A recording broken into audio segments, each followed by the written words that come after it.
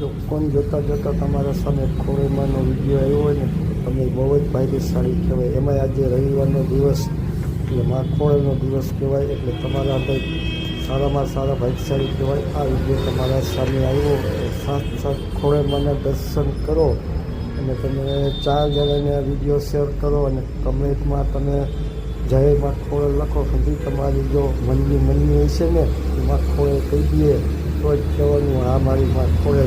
તમારા ગમે ધાયરા કામ હશે ને મા ખોળે કરી દેશે અને તમે વિશ્વાસ અને શ્રદ્ધા રાખશો એટલે તમને ક્યાંય તમને પાછી ના પડવા દે મારી મા ખોળે. એનું નામ મા ખોળે કહેવાય.